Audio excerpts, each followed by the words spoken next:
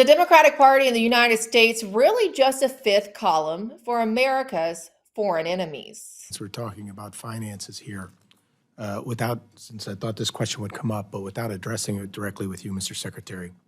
After the horrific terrorist attack on Israel on October 7th, the deadliest day for the Jewish people since the Holocaust, one of your employees was exposed celebrating the attack online.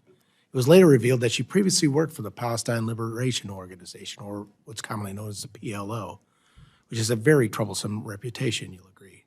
According to a public comment she made on LinkedIn as of 2 months ago, she was still getting paid by the department. Could you please set the record straight? Is this person still being paid by the Department of Homeland Security? And is the status of the investigation, what is the status of the investigation into her behavior? Mr. Chairman, the individual is on administrative leave. With pay, obviously. That was none other than embattled Biden administration Homeland Security Secretary Alejandro Mayorkas, admitting that his agency had a member of the Palestinian Liberation Organization, an actual terrorist group, working for it. To compound matters, despite having confirmed that this individual was a member of the PLO, the U.S. government has yet to fire that person as far as we know. Daniel Greenfield is a journalist and author of the upcoming book, Domestic Enemies, the Founding Fathers' Fight Against the Left, which documents just how the Democratic Party, since the founding of the country, has been at war with the United States. Daniel, it's great to have you here. The book, which is coming out later this month, has already gotten fantastic reviews.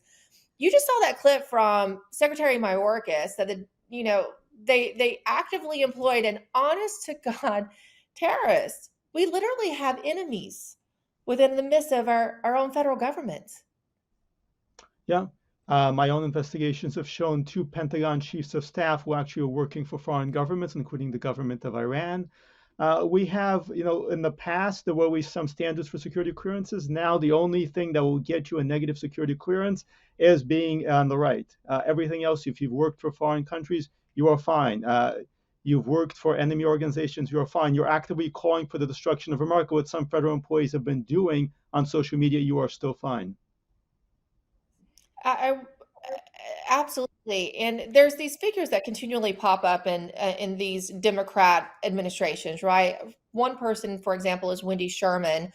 She's a former State Department official who has worked for Democrat administrations on and off for years.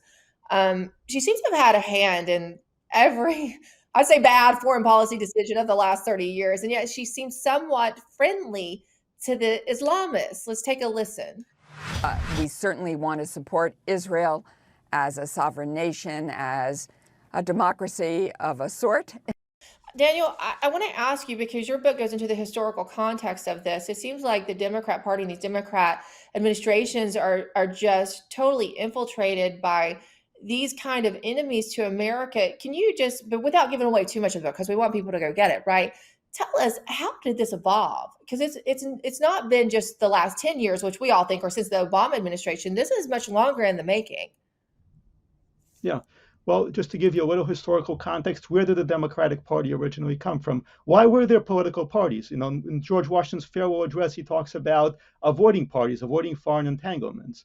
Well, the major party split was over support for the French Revolution, which was the communist revolution of the day, which was dedicated to more than just overthrowing the king, but seizing property, eliminating the church, creating their own socialist religion, which some of these leftists wanted to do in the United States. And the supporters of the French Revolution in America eventually set up something called democratic societies, which were backed by agents of the French Revolution. The name actually was suggested by an agent of the French Revolution in the United States.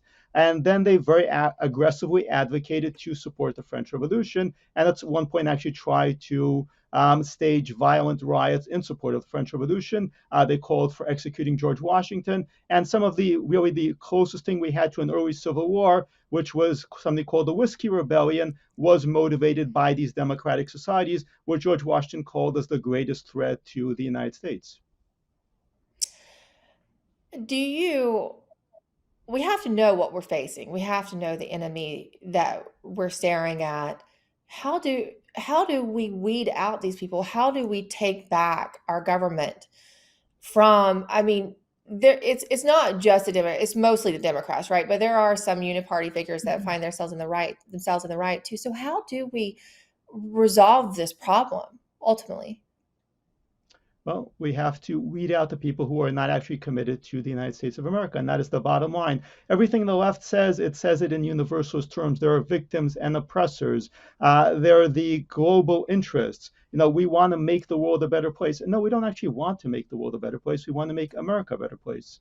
And the people who keep insisting that we need to make the world a better place, that we need to focus on universalist things, that we need to advocate for, general groups, we need to advocate for people of color, we need to advocate for women, we need to advocate for the LGBTQ community, rather than advocating for America. This you see as the sign of leftist infiltration. Daniel Greenfield, I very much look forward to reading the book, Domestic Enemies. You can, I assume, look for it where all major books are sold. I love always getting the historical context to the issues we face today, because again, I think you have to understand it in its totality in order to really fight back. I look forward to reading it. And thank you so much for joining us. We look forward to talking with you again soon, too, after the book comes out. Thank you so much. And again, I'll remind you, we are running our $25 extravaganza. I say this is the only pillow that fights communism, so you can actually get a better night's sleep knowing that you're fighting back in your own way. Mike Lindell is running the best MyPillow discount of all time. That's 2 MyPillows for $25. Get a 6-pack of towels for just $25. And again, you can get that king size, brand new Giza fabric MyPillow as well for just $25. Go to mypillow.com or call 800-944-5396. The number is at the bottom of the screen, 800-944-5396. And be sure to use my promo code TRUTH.